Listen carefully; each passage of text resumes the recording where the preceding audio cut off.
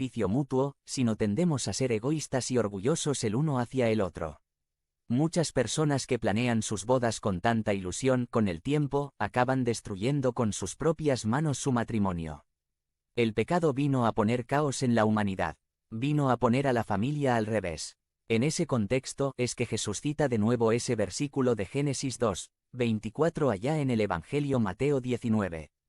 3-6. 3 Entonces, vinieron a él los fariseos tentándole y diciéndole, ¿es lícito al hombre repudiar a su mujer por cualquier causa? 4 Él, respondiendo, les dijo, ¿no habéis leído que el que los hizo al principio, varón y mujer los hizo? 5 Y dijo, por esto el hombre dejará padre y madre, y se unirá a su mujer, y los dos serán una sola carne. 6 Así que no son ya más dos, sino una sola carne, por tanto, lo que Dios juntó, no lo separe el hombre. Unos fariseos se acercaron a Jesús con una pregunta tramposa que le hicieron para hacerlo caer en sus palabras de alguna forma. La pregunta era, ¿me puedo divorciar por cualquier razón? Y en los tiempos de Jesús, había llegado a ser literalmente por cualquier razón. Habían ciertas tradiciones rabínicas que decían que si no te agrada cómo cocina tu esposa, podías divorciarte, o si simplemente te dejaba de agradar, solo tenías que darle su carta de divorcio, y listo. La unidad del matrimonio había sido totalmente devaluada al grado que por cualquier razón podías divorciarte. La respuesta de Jesús a esta pregunta tramposa fue llevarlos al origen de todo. Y es aquí donde nosotros también debemos ir, porque nuestra época no es muy diferente en cuanto a su perspectiva del matrimonio. Nuevamente, Jesús remarca que el programa original para el matrimonio no ha cambiado. Sin duda, se ha complicado con la entrada del pecado, pero no ha cambiado. Seguimos siendo desafiados a vivir como una sola carne. Él agrega después de la cita del versículo de Génesis. Así que ya no son más dos, sino una sola carne, por tanto, lo que Dios juntó no lo separe el hombre. El matrimonio es una unión de tal naturaleza que el hombre, en realidad, no tiene derecho a deshacer. Esa prerrogativa solo le corresponde a Dios, quien es el creador del matrimonio.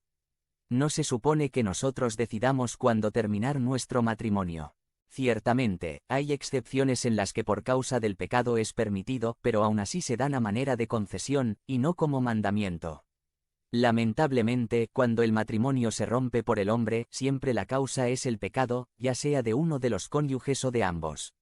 El divorcio nunca estuvo en el plan original de Dios para su maravilloso invento llamado matrimonio, y cuando se da, es triste y devastador para todos.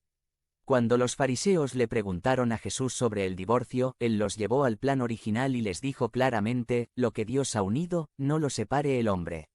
Así que los casados estamos en una relación que no se supone que nosotros podamos decidir terminar.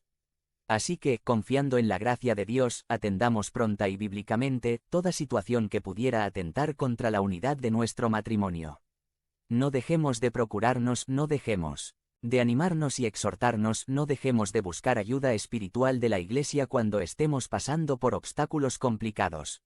Esta relación es sumamente seria y honrosa.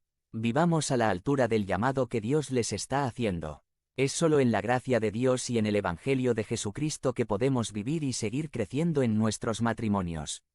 Pero hay aún una tercera cita de este texto de Génesis 2, 24 en la Escritura y lo encontramos en Efesios 5.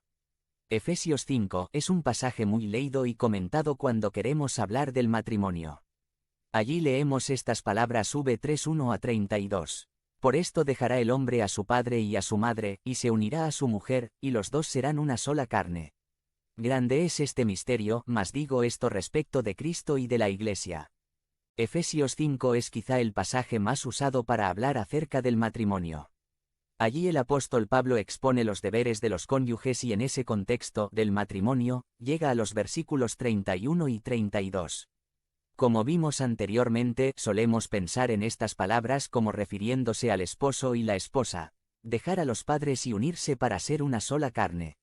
Y es cierto, pero aquí la Biblia nos muestra algo de estas palabras que quizá no habíamos considerado antes. Nos muestra que el matrimonio se trata de mucho más que de un hombre y una mujer uniéndose legítimamente delante de Dios, se trata de Cristo y su Iglesia. Digo esto respecto de Cristo y la Iglesia.